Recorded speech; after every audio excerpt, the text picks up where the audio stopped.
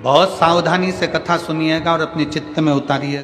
शिव महापुराण की कथा जिसके घर में चल रही है, जिसके टीवियों पर चल रही है, जिसके फेसबुक यूट्यूब पर चल रही है, जिसके मोबाइलों में चल रही है, घर में भले 5 मिनट शिव महापुराण की कथा चले, पर प्रतिदिन अपने मोबाइल को चालू कर 5 मिनट शिव पुराण चालू कर छोड़ दिया।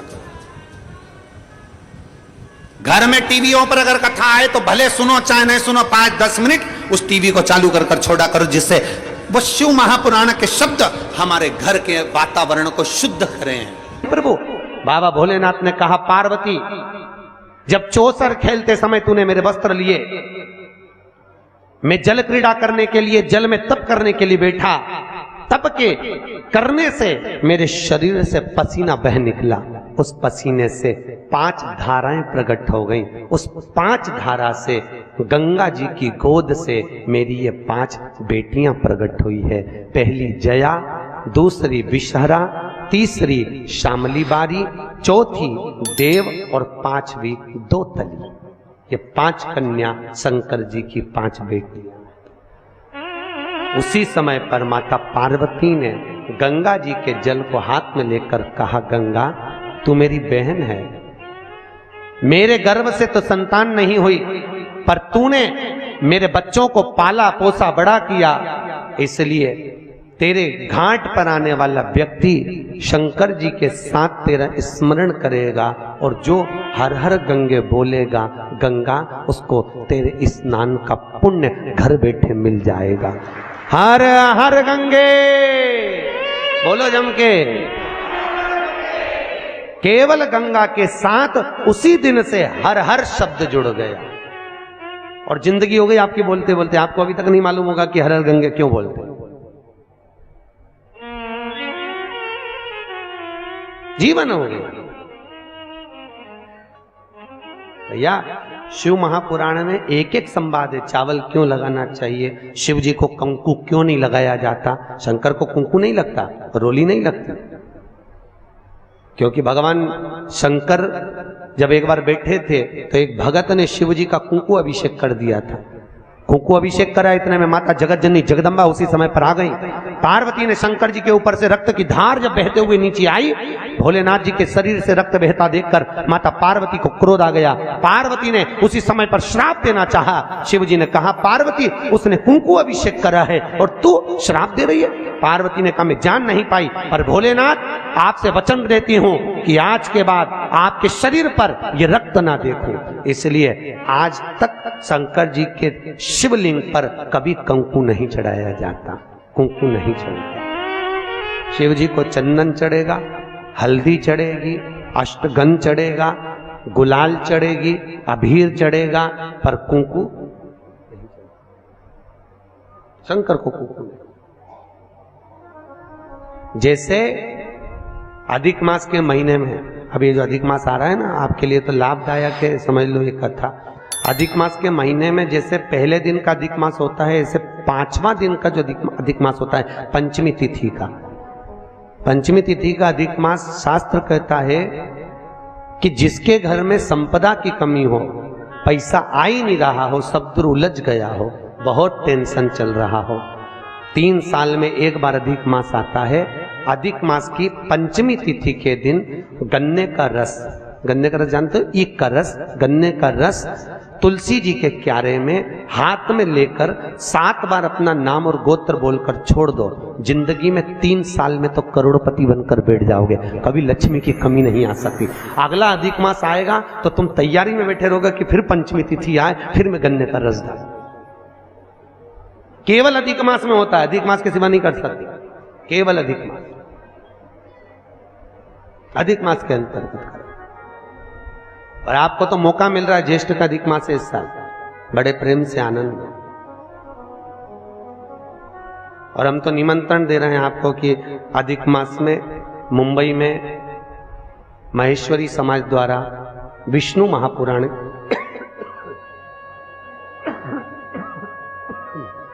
विष्णु पुराण की कथा है और आप सब भी विष्णु महापुराण की कथा में पश्चिम मुंबई महेश्वरी भवन श्रवण करने पधार। विष्णु महापुराण। अधिक मास का महीना भगवान शिव के स्मरण का माह, ठाकुर जी के भजन का महीना, भगवान नारायण के लाड़ लड़ाने का महीना। खूब प्रेम से भजन करो, जितना भजन कर सकते हो उतना, और काउंट कर कर नहीं कि कितना भजन करा है। कई लोग हाथ में वो बटन दबाते रहते हैं, राम राम राम राम, काउंट नहीं करना है, कर लो जितना कर सकते हो। अधिक मास के महीने में जितना पुण्य कमा सकते हो कमाओ। भजन चित्त धरिए।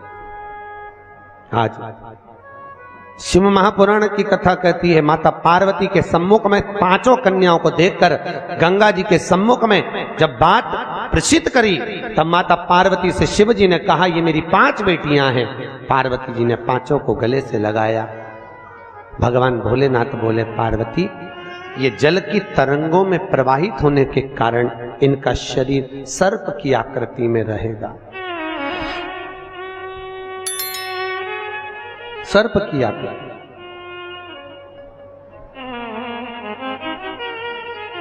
और वो 5 कन्या शंकर भगवान की 5 सर्प रूप की बेटियां हुई। सर्प रूप। आज भी नाग पंचमी के दिन घर के दरवाजे पर, घर के दोनों ओर, अब इधर पूछते हैं कि नहीं पूछते मालूम नहीं, पर नाग पंचमी के दिन 5 सर्प यहां बनाते हैं। 5 सर्प बनाए जाते हैं। वो शंकर भगवान की 5 बेटियां बनाई जाती है और नाग पंचमी के दिन उनकी पूजन होती है। नाग पंचमी।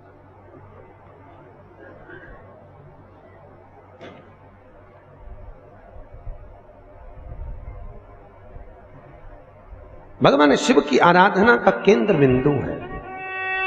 भगवान शिव का सुखमूल स्थापित करने वाली है। भगवान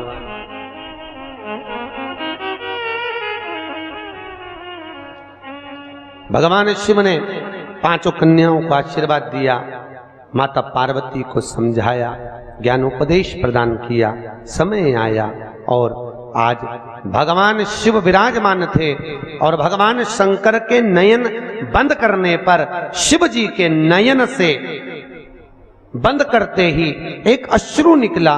उस आंसू से अंधकासुर का जन्म हो गया। और जैसे ही अंधकासुर जन्मा, माता पार्वती ने उस बालक को गोदी में ले लिया। पार्वती ने जैसी गोदी में लिया, ये मेरा पुत्र है। भगवान शिव बोले, पार्वती इसको उठाकर समुद्र में फेंक दे। पार्वती जी ने समुद्र में बालक को नहीं फेंका। महाराज मैं इसको फेंकूंगी नहीं, आपके शरीर से प्रकट हुआ है, ये आपका पुत्र है। भगवान भोलेनाथ बोले, पार्वती मेरे नयन बंद करने पर अगर प्रकट हुआ है तो उसकी कोई तुलना, कोई मान्यता नहीं। फेंक दे इसको समुद्र में। पार्वती मैया ने नहीं फेंका। थोड़ा रिटर्न बढ़ा।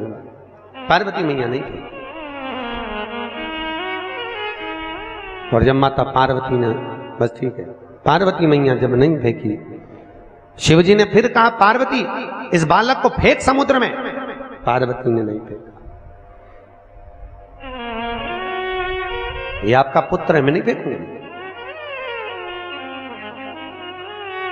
बहुत समझाया, नहीं माना।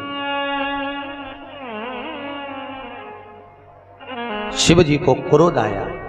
तब माता पार्वती ने अंधकासुर को समुद्र में डाला। डालते ही उस बालक को हिरण्याक्ष ने पकड़ लिया। हिरण्याक्ष ने उसको पाल पोस कर बड़ा करा। हिरण्याक्ष को बड़ा करा।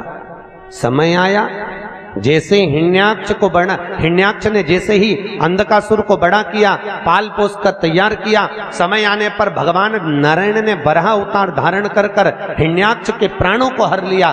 पृथ्वी को लाकर जल के ऊपर ठहरा दिया, तब उस अंधकासुर को क्रोध आया और अंधकासुर ने ब्रह्मा जी का तप कर कर वर प्राप्त करा। ब्रह्मा जी से मांगा, ब्रह्मदेव मैं वैसे तो वीर हूं पर मुझे वर देना है तो वर दीजिए, ऐसा वर दो। अंधकासुर को मालूम था कि मैं अपनी मां के गर्भ से पैदा ही नहीं हुआ। तो अंधकासुर ने मांगा, जिस दिन मैं अपनी मां को गलत दृष्टि से देख लूं, जिसने मुझे अपनी गोद में खिलाया हो उसको अगर गलत दृष्टि से देखूं तो मेरे प्राण छूट जाएं। क्योंकि अंधकासुर को तो ये मालूम था कि मेरे कोई मां है, पर उसको कौन बताए कि तू पार्वती की गोद में खेला है। पार्वती की गोद, जिस दिन मैं अपनी मां को अगर गलत दृष्टि से देखूं उसी दिन मेरे प्राण छूटे, बस उस दिन मेरा अंतिम समय हो। ब्रह्मा जी ने कहा तथास्तु। और अंधकासुर बड़ा हो गया, आनंद सुख स्थापित हो गया, चारों तरफ सत्ता ही सत्ता अंधकासुर की हो गई, किसी को पृथ्वी पर रहने ही नहीं देता, सब घबरा गए। तब अंधकासुर ने अपने दूतों को बुलाकर कहा, जाओ सबसे सुंदर जो नारी हो, सबसे सुंदर जो कन्या हो, उससे मैं विवाह करूंगा, मेरे लिए लाओ। इतने में एक दूत बोला, जो सबसे सुंदर थी, जो सबसे अति रमणीय थी, उसने तो शंकर जी को पति बना लिया। अरे तो क्या हुआ, शिव को पति बनाया है, उसको मैं अपनी पत्नी बनाऊंगा। कहां रहती है? कैलाश पर। और बताओ, मां के लिए गलत दृष्टि रखकर अंधकासुर चला कैलाश पर, और आज माता पार्वती उसी समय पर सुंदर भगवान शिव के लिए आनंदमय सुंदर भांग को घोट रही। क्यों घोट रही? कई लोग कहते हैं शंकर जी को भांग प्रिय है। कौन सी पुराण में लिखा है कि शिव जी को भांग प्रिय है? कहीं लिखा? अरे बोलो तो। पूरी शिव महापुराण में, भागवत पुराण, नर्मदा पुराण, गर्ग संहिता आदि आदि के जितने शास्त्र, जितने प्रमाण देने वाले पुराण हैं, कहीं नहीं लिखा कि शंकर जी को भांग प्रिय है। शिव को भांग प्रिय नहीं है भैया। वो तो शंकर जब आपको मालूम है ना, मंथन में जब विष निकला था, विष शिव जी ने पिया था, उसकी बूंदें नीचे गिर गई थी, उससे भांग धतूरा उत्पन्न हो गया था। शंकर जी के पास में भांग रखी है, पी नहीं रहे। क्यों? शंकर जी के पास में जब भांग रहती है, चारों तरफ से जब हवा आती है, तो शिव जी ने जो जहर पिया है उससे कंठ नीला पड़ गया है। वो भांग की हवा से शंकर जी के गले को ठंडाई मिलती है। शंकर जी भांग पीते नहीं है, पर दुनिया के लोगों ने तो शंकर जी को बदनाम कर दिया। शिव जी की प्रिय, तो शिवरात्रि पे लोग घोट घोट के शंकर जी को भी भोग लगा दे और खुद भी पी जा ले। शिव जी की प्रिय, खूब घोटो।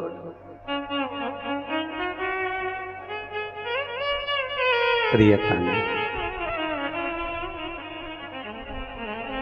समुद्र मंथन में अमृत किसके हिस्से में आया था? देवताओं। विष किसके हिस्से में आया?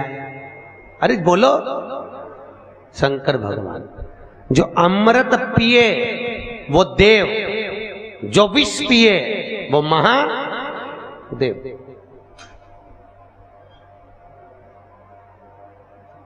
ताजी रोटी किसकी किस्मत में होती है? घर की बहू बेटियों के। ठंडी रोटी किसकी किस्मत में होती है? घर की डोकरी के, घर की वृद्ध। क्यों? मां भले रसोई घर में नहीं जाती, पर रसोई घर में प्रत्येक सास, आप भी सास होगी, प्रत्येक सास घर में बहू जब भोजन बनाती है तो एक बार सास घर में राउंड लगा कर आती है, चौके में देख कर आती है डब्बे में रोटी कितनी बची है, डब्बे में रोटी कितनी बची है। क्योंकि बहू अगर ज्यादा रोटी होगी तो उठाकर गाय को डाल देगी। तो जब सास जीमने बैठती है तो कहती है बेटा मुझे वो ठंडी रोटी ला दे। क्यों? सास को मालूम है ना बहू खाएगी, ना बेटा खाएगा, ना पति को खाने दूंगी और ना कोई खाएगा। आखिरी में वो गाय के मुंह में चली जाएगी और इतनी रोटी बहू फेंकेगी, दिल मेरा दुखेगा। तो घर की बूढ़ी माँ कहती है मुझे ठंडी अच्छी लगेगी, कड़ी के साथ, दाल के साथ मैं ठंडी रोटी खा लूंगी, ला दे। और बहू ने ठंडी रोटी लाके मम्मी को दे दी, माँ ने खा ली। उसी तरह क्या शंकर भगवान को अमृत प्रिय नहीं था? अरे बोलो तो, था ना प्रिय।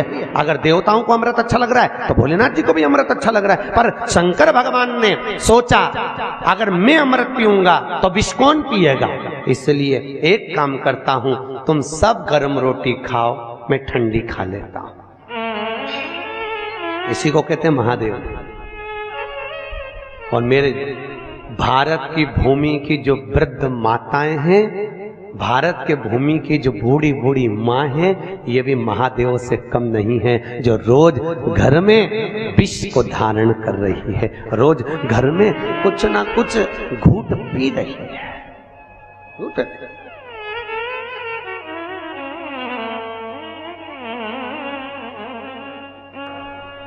पांच बेटियों का चरित्र यहां वर्णन किया। अंधकासुर मां जगतजननी के सम्मुख में पहुंच गया, माता के सामने।